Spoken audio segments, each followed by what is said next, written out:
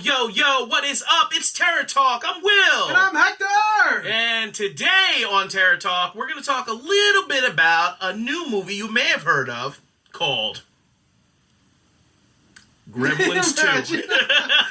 Gremlins 2, the new batch. The Exorcist, The Believer. Yeah, our favorite movie of the year is said by no one ever. Yup, cause that shit fucking sucked. Now, before we start on this review, it's going to be a spoiler-filled review, by the way, so if you didn't see Exorcist Believer, go and don't watch it. Go watch it or don't watch it, I don't know. But watch our spoiler review. But before I want to continue, I want to ask you a quick question, Terror Talk. When you are perusing the internet or perusing the YouTube and or you as well, X-Videos. Or X-Videos, naughty girl and boy or boy.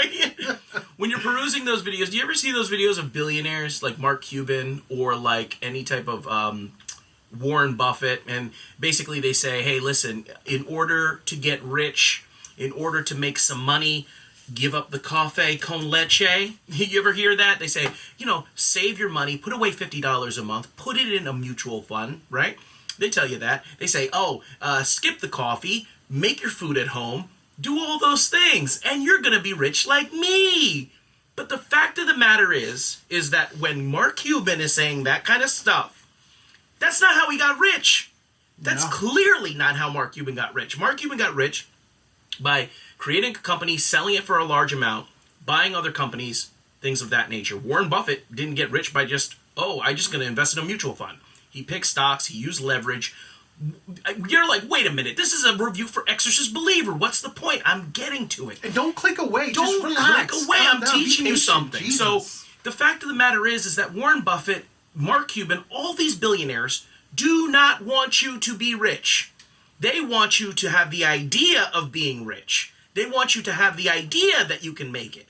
But in reality, they want all the money for themselves. They're not going to share the secrets of getting rich with you on how they did it because they want you to stay poor and because they're greedy.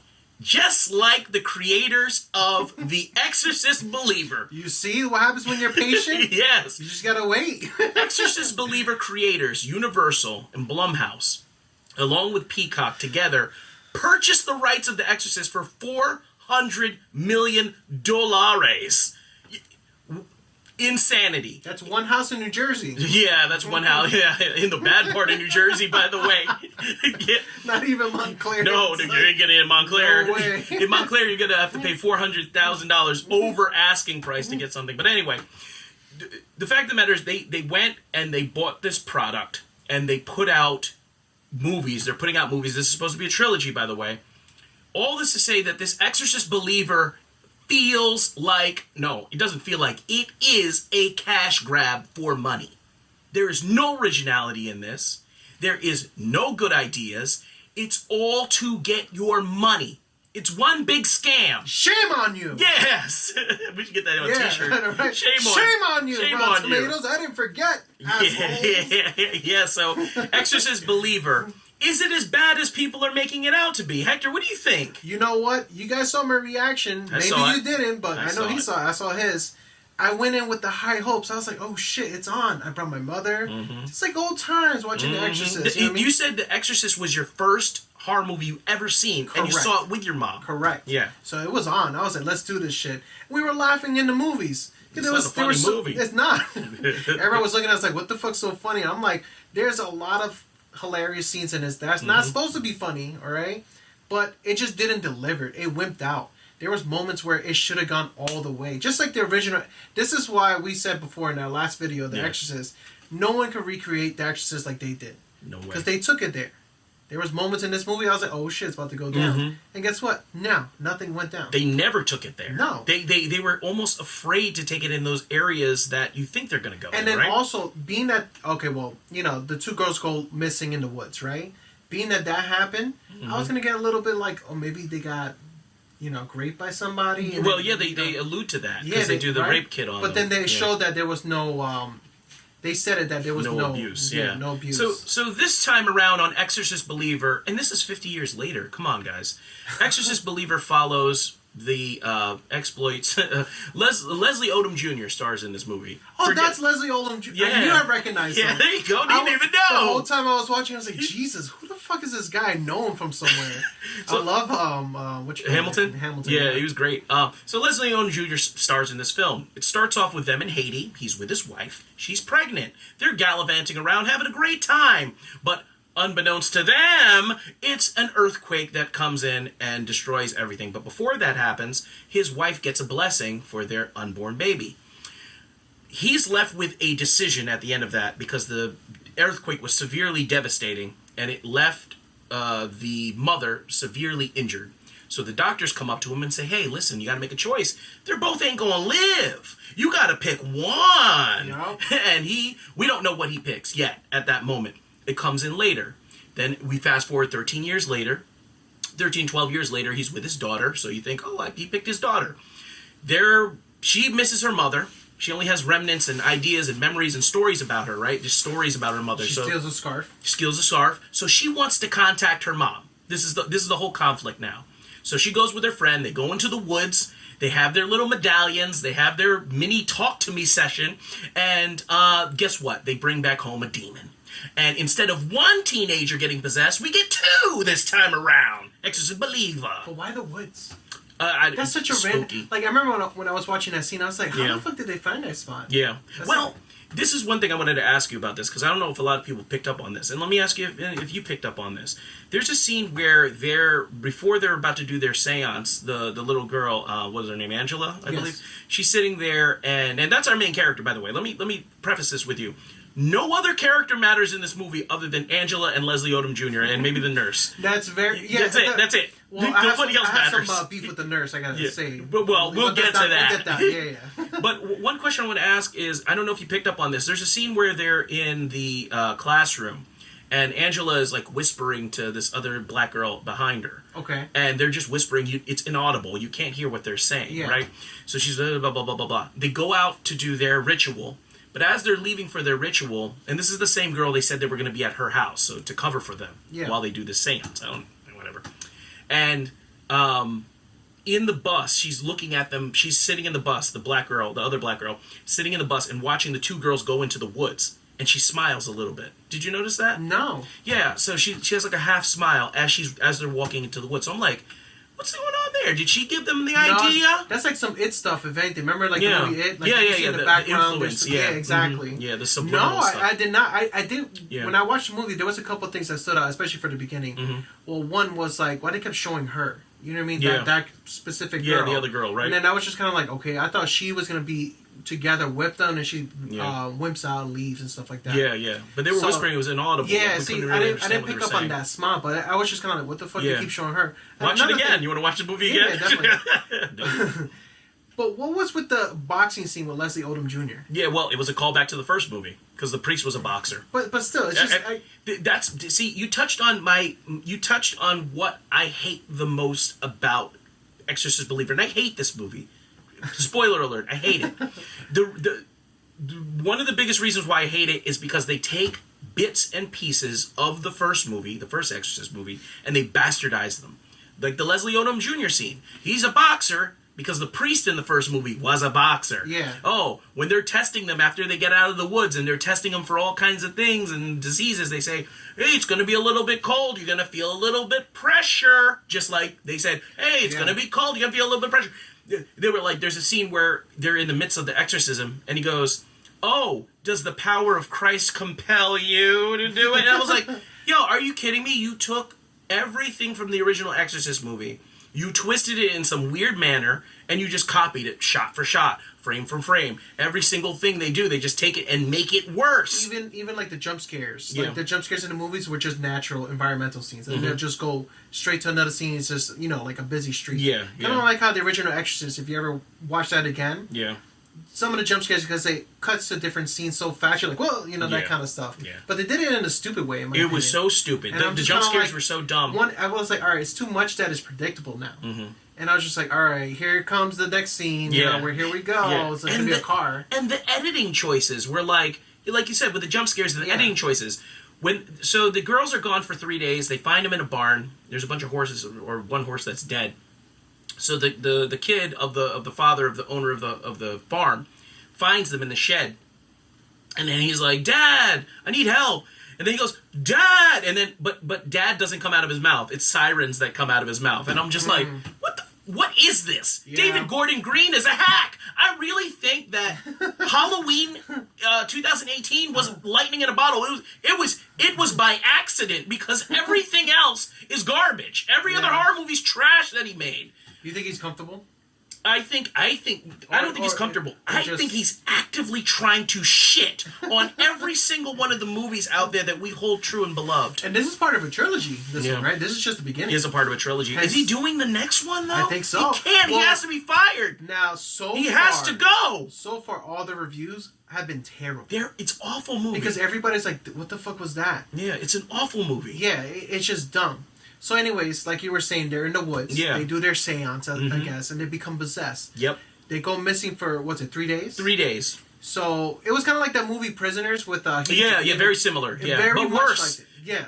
Way worse. Yeah, but not worse as in, like, shitty worse. Yeah, just worse. Not as good as Prisoners. A bad version of it. A bad version. It's like they try to make it like that. That the parents don't really know each other. Yeah. Well, in Prisoners, they were friends. They were friends, sort of, yeah. Anyways... They don't really know each other, so they're kind of in this together now. That's a good comparison, yeah. You know what I mean? Because it was like that. Yeah, it was. That's the vibe I got. And I was like, man, that part of the movie I was in. Yeah. I was like, man, what would I do if my kid was like that?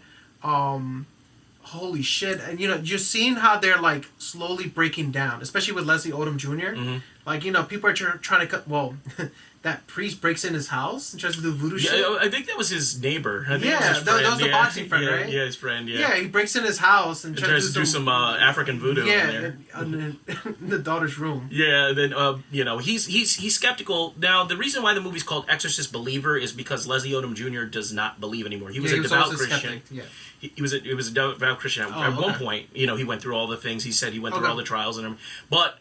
the issue came up when he lost his wife. He's like, I don't believe in God anymore. Like, he took everything from me, and he doesn't believe anymore. So it takes him a little bit of time to... So one of the family members, they already know right off the bat. They were like, this girl's possessed. Like, right from the beginning, like, immediately. And then Leslie Odom Jr. was like, no.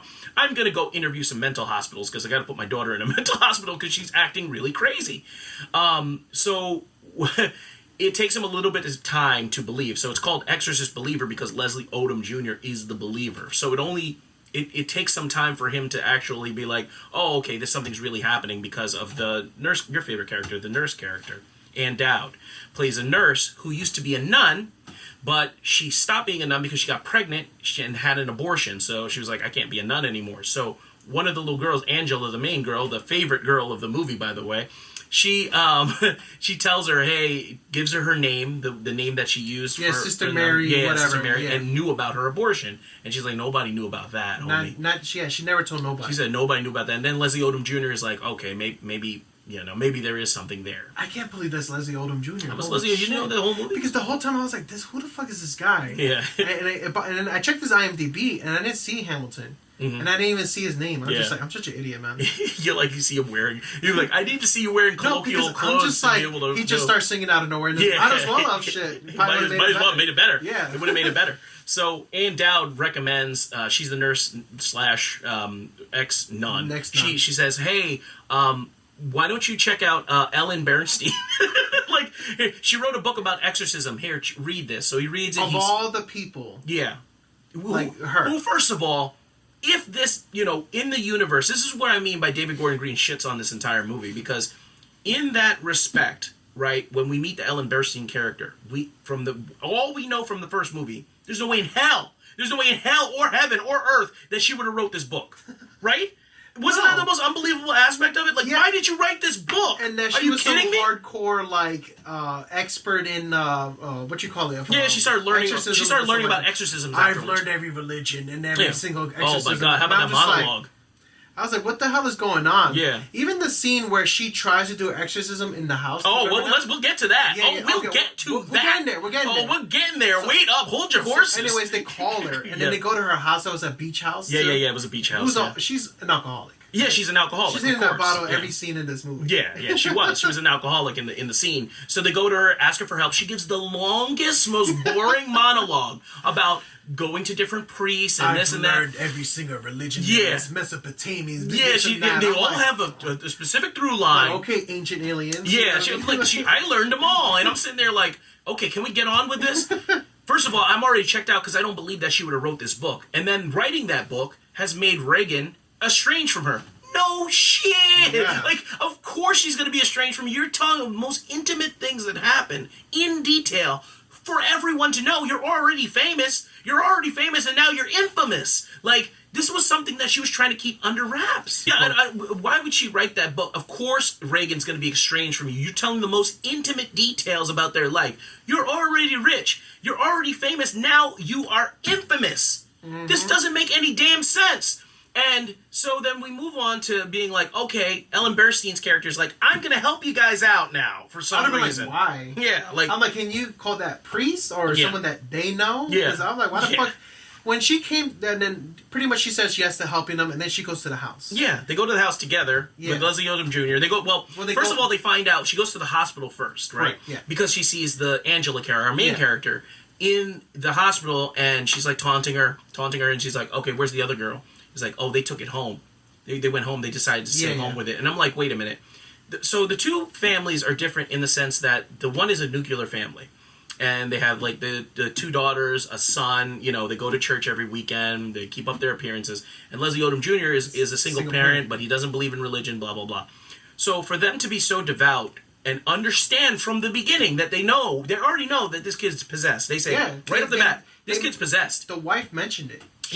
She mentioned it, and they were like, oh, don't say that. So why would you go home to try to figure it out on your own without the assistance of any religious type people to come with you, your pastor, anybody to come home with you? They just went home and said, okay, we're just going to keep her in the room and, and cry about it. And then they didn't even try to help her. They just let her loose. They just let her loose, and she destroyed the freaking house. Yeah, so they go after that scene where, Angela recognizes Reagan's mom. They go to the house to go to the family. And then they go, and like I said before, they just let her loose. She's whatever. She just destroys the home. The dad is just sitting like in the bathroom, crying. He's just crying like, I can't believe God is punishing me. Yeah, the other kids are like, I don't know what the fuck they're doing in this. I didn't even see them at all. But then the Ellen Burstyn character comes there. They come they come there with Leslie Odom Jr. They separate, of course, because this is a horror movie directed by David Gordon Green. So of course they're gonna separate. She goes up to the bedroom. Leslie Odom Jr. is making a sandwich or something, and then she meets the demon, and the demon's like taunting her. You seen it in the trailer. She's like, "What up, homie?" And then she's like, "Listen." Then she proceeds to try to exorcise the demon, and then it gets into the mode where, like, like the scene where like it shows different areas, the colors, and her voice gets louder in the movie. You're like, "Oh shit, it's about to go down." But why is Ellen Burstyn exorcising the demon? She ain't an exorcist. And why did it almost work? Right? The demon seemed like affected by her. No, I think he was tricking her. He was tricking her. But still, I was just like, what the fuck is going on? And then comes my favorite scene where I started laughing. I don't know if you guys played Mortal Kombat 1 yet, but there's a scene where Kenshi, the character, where they show how he loses his eyes. He becomes blind. He gets stabbed in the eyes. She gets Neo'd in Matrix Revolutions. So she gets stabbed in the eyes. She gets stabbed with a friggin' crucifix. With the sharpest crucifix I've ever seen. It's just it looked like a shuriken crucifix on the wall, and then she starts stabbing her in the eyes. And I'm like, why? What? First of all, you already ruined this character. You made her like different already. You kind of shit on this character, and then now you're gonna take away her eyes. What was the point of having her in this movie? Do you know when I laughed the hardest? When so she survives right after getting stabbed in the eyes. And she gets the Neo treatment. Yeah, so she has the eyes, and she starts having seizures too. By the way, in the hospital. So Leslie Odom knocks before coming in. She's like, "Who's there?" Like that. I just started laughing. So stupid. I'm like, "What the fuck? Who's there?" Like.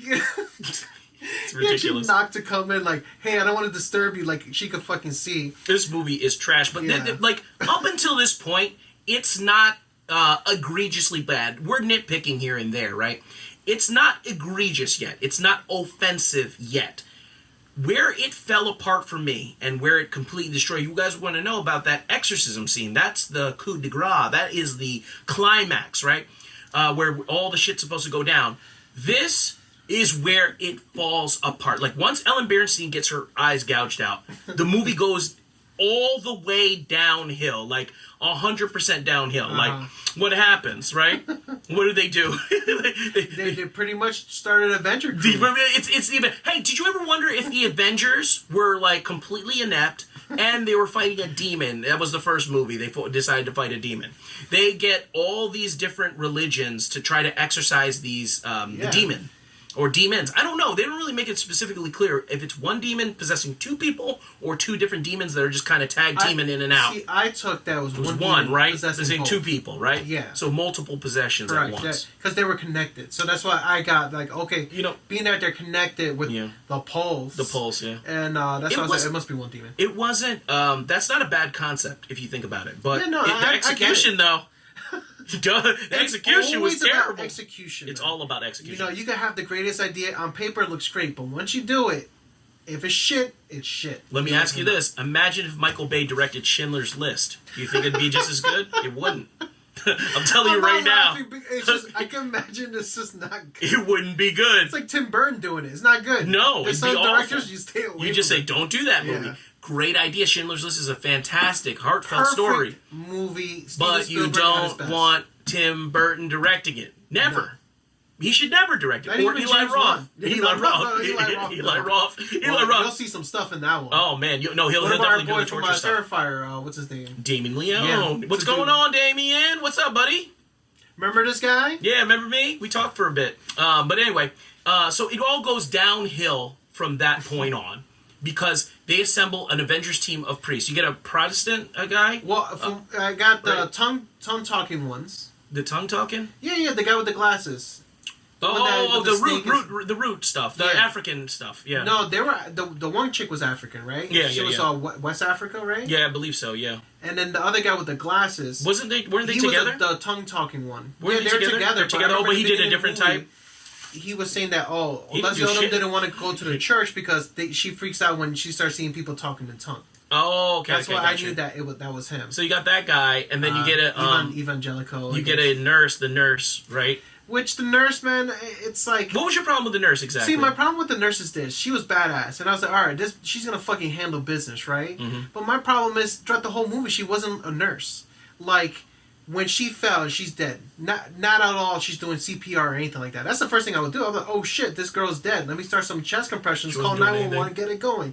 And then you have the machine to do the fucking...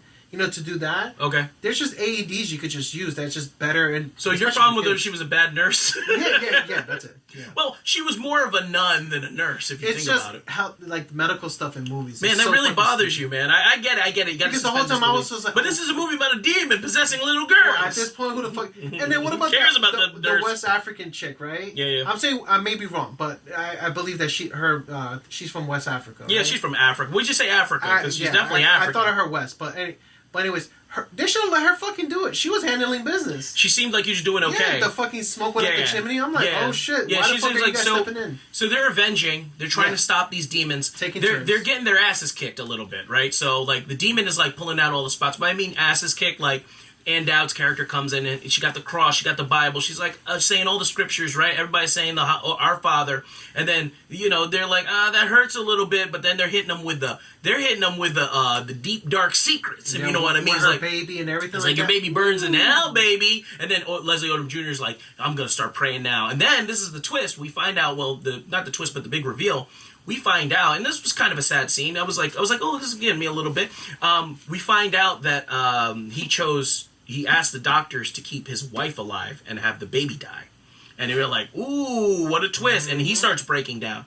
So they're hitting you with like your deepest, darkest secrets type of things, right? And then that evangelical pastor, he's there, he's doing his thing. He's pretty useless. I thought that twist was pretty cool. I was like, oh shit. It was just like I didn't see that coming. I just thought she actually picked him. Oh, yeah. He actually picked the daughter. Yeah, so anyway, we forgot about the Catholic priest. Well, so they're going on the scene. They're getting their asses whooped left and right.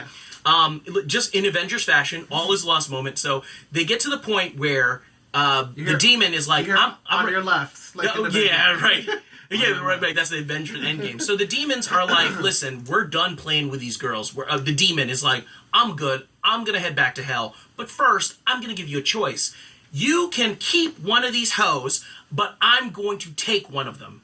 One of them's going to die, one of them's going to live. You got to make that decision now, or I'm going to take both of them. So the demon's like in full control of the situation. Like the point where you said the African lady put the vinegar on her and the smoke came out. So you're like, she was handling like, this. All right, okay. All right, we're starting to win. We're starting to win here. They're like, all right, you're done, my turn. Yeah. Jesus Christ. Yeah. Like, they're all taking turns and they're getting their asses kicked. Yeah. So the all is lost moment is where they're like, you have to decide. So the parents are like, we can't do that. And all of a sudden, on your left, the Catholic priest comes in, boom, opens the door. He's like, in the name of He starts dropping facts, and they're like, oh shit. So you know this demon is probably like a Catholic demon because they're like, no, not him. Oh my god. So they start getting wrecked. Now, to give you a quick backstory on that priest, he wanted to do the exorcism, but the bishop did not sanctify or did not sanction it. Simply because they were like, yo, you're probably going to die, homie. We don't want that. Or you're probably going to kill this little girl. Like, we don't want to do this. He was there he was in his car praying. Yeah, he was praying. He was praying. He didn't want to be a part of it, so he didn't leave. Yeah. But Leslie Odom Jr. had to, like, pour water to the east. Yeah. Which, if you gave me those instructions, hey, pour this out of the house to the east. I'm good walking 2 miles. Yeah, I don't know where the fuck is east? Oh, you don't know where just east is? Just like that? No, right now, I'm like, I don't fucking know. I'm just going here. That's the worst, motherfucker. You're dead now. Shit. So he calls him, he like shames him into coming in because the priest is not allowed to do the exorcism unless it's sanctioned, right? Like similar situation in The Conjuring, right? Yeah. He was like they couldn't get a priest there, so Patrick Wilson had to do his Patrick Wilson-y stuff and save the day. Business. But so he comes in like the Hulk, right? You remember the scene in Avengers where he goes, I'm always angry. Boom. But imagine this scene for a second. Imagine if it was the Hulk coming in saying, I'm always angry. He turns into the Hulk, smashes that snake monster. Everybody cheers. But imagine that instead, in this movie, the Hulk comes in, I'm always angry, doesn't turn into the Hulk, and gets eaten by a snake monster. Because when the priest comes in there, and the movie pauses... The movie pauses to be like, oh, they want applause from the audience, and nobody cheered. We were like, even the music suggested that. Yeah. It was like swelled up. Avengers, like, Baba, he's in the name of Jesus. Yeah. And everyone's like, oh, he came, you know. Yeah, he came. It's so it's working for a little bit, and then the demon goes like, nah, homie, snaps his neck, dead. Breaks his neck. And you're like, oh, okay, this sucks. What's going to happen now? So, again, the demon's like, I'll give you guys, you homies, one more chance because it's a wrap, baby. I'm ready to get out of here. I hate it here. I want to leave. Yeah, so I got shit to do. So Leslie Odom Jr. comes in with his scarf and he's like, remember your mama. And then she's like, all right, I kind of remember her. And then the heartbeats start getting out of sync. So the demon's losing control, right? So you're like, oh, what's going on? What's happening here? So our buddy, if you ever seen that movie Bloodline or the TV show Bloodline, he was the screw-up brother in that movie. He plays the father of the white girl, black girl. I'll keep it that way, right? Catherine was the girl. So he goes, hey, he's like, the demon's like, hey, choose, man. So Catherine goes, the dad goes, I choose you, Catherine, like a dumbass. Nowhere too. I choose you, baby doll. Yeah, it was they're in Georgia, so they had their accents. Yeah, so that's I choose you, baby girl. So that's where the line comes in. Obviously, choosing her, right, and then Leslie Odom Jr. made the wrong choice, chose his wife, but got his daughter. Like, that's the whole scene where she goes, God played a trick on you. Yeah, right, because he's like, your choice is not to save, it's the one you damn, right? That's the whole point of it. That's why Leslie Odom Jr. remembered, I'm not going to make a choice because they got me the last time. Mm-hmm. So, in inevitable fashion, or in fashion, whatever, when he chooses her, the demon's like, all right, cool. We taking her. He's like, you chose her for me. They pull her down to hell. She suffers a horrible, horrible death, the white girl, and the Angela gets revitalized and comes Which really quick, that white girl, the actress. Do you remember Shaun of the Dead? Remember in the beginning of the movie where he's at work and he's the manager for that part, and there's that one kid who keeps treating him like shit at his job. Mm-hmm. Looks exactly like that guy. Oh. He looks like that guy? Yeah, 100%. I'll show you later. All right, I'll see you later. Or maybe you guys will see it right now. Put it right here. Yeah. Right now. So at the end of the day, so this is supposed to be a part of a trilogy. So essentially what happens in this movie is the demon wins. The demon gets exactly what they want. Ann Dowd is on trial. The nurse is on trial because there's 2 dead bodies, a dead kid and a dead priest. So somebody's going down for this. Someone's going to jail tonight. And the detective was so like what I actually thought the detective was going to be involved. The way she looked like throughout the movie. You know what I mean? It seemed like it seemed like she wanted to like tag along with everything. They just didn't. Yeah, they didn't keep her in there. Like, there was too many minorities in this movie. But anyway, my problem with this movie is pretty much it's pointless. Okay, so if this is the start of a trilogy, okay, maybe you have an idea, a grand idea for something else. We've seen how much that worked out with The Last Jedi. You didn't have it planned out. You didn't know what the hell was going on. You had 3 different directors to do 3 different movies, and you didn't have a plan. And this movie doesn't feel like it has a plan either, because you leave it on the basis the demon wins, right? There's nothing learned. People are on trial. Some people are getting in trouble. A lot of people are dead.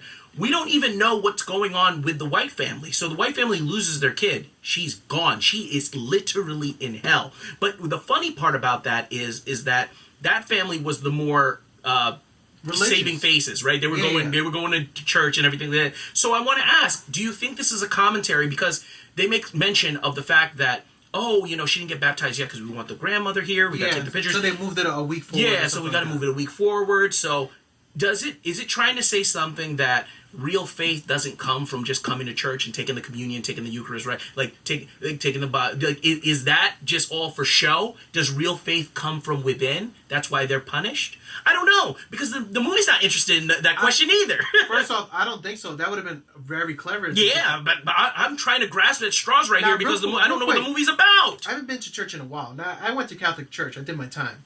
All right? Yeah. Are they in shot glasses now? No. I saw that. I was like, that's a different denomination. Yeah, I was just like, hold up. They're in shot glasses now? That's a different because remember, they don't baptize in Catholicism. We baptize when they're babies. Correct. We don't wait till they're older. In that one they baptize them at older in the movie. So the problem is that they should have just had Leslie Odom Jr. and his daughter in the movie, and then focus on that story. There's way too many characters in this movie. The focus is all spread around. There is no reason to have this White family in there, to have them suffer and die. For what? For what? You didn't even develop those characters. You spend the majority of the time developing Leslie Odom. He has a good arc. It makes sense. He has to come and reconcile with his decisions.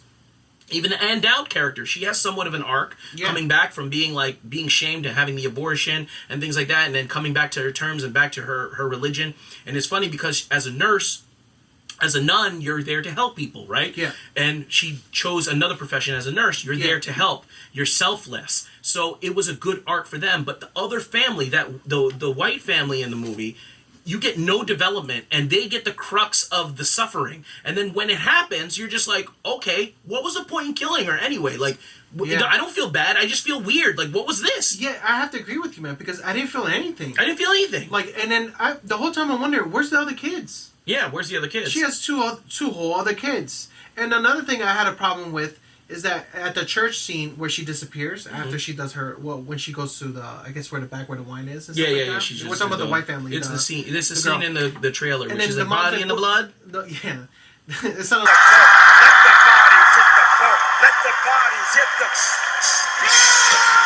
like let the bodies hit the floor. That's always that would have been better, actually. Yeah, so the mom was like, where did she go? And they're like, I don't know. I'm like, what the fuck? She just got lost for 3 days. Yeah, Anybody lost her at church. That would be the first thing I'd meet if I was at that church. I'd be like, damn, this bitch can't watch. But that goes back to my original theory is like, is it because she was there to keep up appearances in the church to look good in front of the church that she wasn't even keeping an eye on her daughter? She didn't even know that her daughter was friends with Leslie Odom Jr.'s daughter. Yeah, like they're not even involved. But even the dad too. Yeah, they didn't know. How do you not know? They didn't know. Which is weird. How do you not know?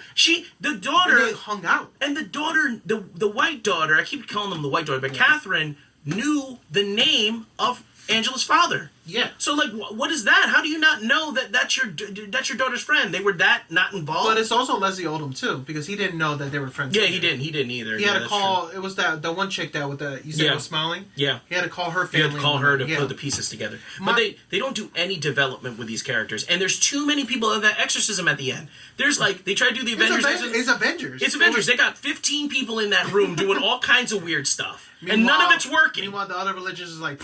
You didn't call us. They're like, we didn't pick up. Yeah. They pretty much Captain Marvel in this. Yeah, pretty much. It was Captain Marvel. It was not there. They only come when it's like, they really need us. So this is part of a trilogy. The next movie is going to be called Exorcist Deceiver, and that's supposed to come out in 2025. And all I can say right now is, please, don't make it. Or just... No. The director don't make it. No, I don't want any. I don't want it. Even watching this movie, if it's a trilogy, you would have that feeling, okay, maybe there's going to be a question unanswered, right? Right. But we kind of got all our questions answered. Pretty much, yeah. Because they didn't give a fuck about that white family. No, because they didn't care. She just died and that's it. But Leslie Odom at the end of the movie, I had a problem with him. It's that throughout the whole scene where they're like, exercising and everything like that, he's walking around like a fucking coach, hands behind his back, just like yeah. What is he gonna do though? Face, kind of like, what is he gonna do? He ain't got no religion stuff. Like I don't know. In that situation, I'd be like, hey, I'll be talking more, but he's just like pissed off, looking just like you know what I would squatting in front of her, just kind of like, because he knows that's the demon. He's looking at the demon. But it's just funny. But I like what I would do is I would just take a whole bunch of Bibles, start hitting them in the head with Bibles. I would just start chucking Bibles. I would just start reciting the same shit. That's what I thought. Yeah, no. But I wouldn't be just like crouching in front of her, just like. Well, I mean, remember, he was looking at the demon, though. Yeah, he was looking at the demon. He wasn't looking at his daughter. He was trying to face the demon. Even when she survived, he gave everyone the dirtiest look in the room. Mm-hmm. Did you feel that or no? Because like after he just because they betrayed him. Because the father was like, I choose you. Thinking I got that you. Yeah, they just but he looked broke. at the pastor like with the dirty look. Yeah, they broke because they broke. They didn't stick to the plan. Yeah, I would be pissed too. I'd be pissed too. I'd be pissed too. That guy. It was just his demeanor in that room. Yeah. I don't know. I wasn't vibing, you weren't vibing with it. No, because it was just funny. I wasn't vibing with the entire movie. This movie's terrible. This movie is terrible. Do not watch this movie. Bad editing. Bland. Go ahead. What? Do you feel that if this movie wasn't at all connected with The Exorcist, it would have been okay? No. It would have been worse. It would have been worse, I think, because like if it would just be a generic, like we already seen 2 exorcism movies this year. Possession movies are tough, man. We've seen 2 this year. We seen The Pope's Exorcist. Yeah. Watch our review, and we seen Talk to Me. Watch our review. Those are 2 exorcism movies in a way, right? They're in their own way. Pope Exorcist is big time. Big time because it has exorcism in the name. Men in Black. But Talk to Me is a possession movie. Men in Black. Yeah, possession. That's a possession movie. Talk to Me, right? Well, like having priests and stuff like that. I felt that if this took away from The Exorcist, take away some characters for no reason, it would have been okay. I wouldn't say it would have been a great movie or good. No, it would have been worse. Still needs work. But generic. It's a generic ass. Like, this movie is one of the worst exorcism movies I've ever seen. And I'm talking about, it's worse than The Rite with Anthony Hopkins. Remember that movie? That movie sucked. But The Rite is infinitely infinity stones. I got infinity stones. Infinitely better. The movie with Jeffrey Dean Morgan, if you remember that movie, The Possession, right, where it's a Dybbuk box where she gets possessed by a Jewish demon. That's better. Everything is better than this movie because the problem with this movie is that it has a misunderstanding, a complete misinterpretation of what made the first Exorcist so special. It takes that first Exorcist movie, it thinks it has an idea of what's going on, but it takes it, it throws it in a blender, throws it in the trash, takes a giant dump on it, wraps it up, buries it underground, digs it back up, and pours it out and says, hey, would you like some beef stew? No, I wouldn't. It's a fundamental misunderstanding of it. It's a fundamental misunderstanding of Exorcist films in general and what make them so special. It's a derivative, it is boring at times, and it's just nonsensical. Like, this is my worst horror movie of the year. And I hate saying that because that's tough, man. You know what? It surprises me that I was going to hate it this much. You know what I think is worse than this movie? It Lives Inside. Nah, I'll take It Lives Inside 17 times over 10. It Lives Inside. There's some parts that just fucking piss me off. It's just like... I would take It Lives Inside just because of the hot mom in that movie. Would you buy the 4K blue, the steel kit? What? The case and stuff like that for it? Of what? If It Lives The Inside? Exorcist Believer. If you had to buy... No. It Lives Inside or Exorcist? I'd rather buy a pile of shit. But Exorcist Believer, what did you think of it? Did you like it or did you hate it? I know you hated it. There's no way you liked it. There's no way. But comment below if you did like it. Comment below. And comment below, what did you like about the movie? Was there something that like, hey guys, I actually enjoyed this scene? Oh, I'll tell you one thing I did like. When it ended. No, I'm dead. No, all jokes aside. No, there is one scene I did like. So there's a scene where the little girl Angela just gets possessed. Okay. She's in bed, she's chilling, but she can't go to sleep, whatever. So Leslie Odom Jr. comes in. Her dad comes in there and is like, "Hey, what's going on, Catherine?" Whatever. And Catherine, Angela. And then she's like, "Oh, I'm not feeling so good." She's being a little sassy or whatever. And then it keeps going back and forth. The camera keeps panning back and forth, and then we see the demon behind Leslie Odom Jr. It got me. I jumped a little bit on that scene. That's it. Other than that, the movie is. You know what got me jumping was that snake. Oh, the snake! Yeah, I was like, "Whoa!" Yeah. That was like the most scared movie I was. I was like, "Oh shit!" It was a startling Came moment. out of fucking nowhere too. It did. The snake came out of nowhere. I didn't fucking think a snake was coming at that. But what did you want him to comment below? What you like comment something below. in the movie? What's the scene that you liked in the movie? Pretty much. We're Terror Talk with a 3 instead of an E. We give it to you raw and unfiltered. The thing is about this channel is we're not paid. We don't get any money for this. So we can say whatever we want. Shit. We can say whatever we want. So you're going to get the truest reviews on horror on the internet, guaranteed. We're going to tell you how it is. We're going to give you our opinions. And if you like that, hit that like button. Hit that subscribe button. Hit that bell notification for more videos. Check out our other videos. We talk a lot of smack about a lot of things. And, consider joining us, right? 100%. Let's go. And once again, before we go, I want to thank all our subscribers. We hit 100. We hit 100. If you watch our earlier videos, we keep joking around. To our 5 subscribers. Yeah, we had 5 for a little bit. We had 5. For a while we had 5. It's like it's kind of unfathomable, like that we have 100 plus subscribers. That's crazy. Yeah, thank you all. To everybody, they're like, "Oh, it's just 100." To us, it's a million. It means a lot. Yeah, 100 means a lot to us because we do this. We're 2 dads. We're two working dudes, and we're just doing this for fun. And if like 100 people like to hear us talk, that's pretty cool. Yeah, and we think you're pretty cool. Yes, and Terror Talk out, baby.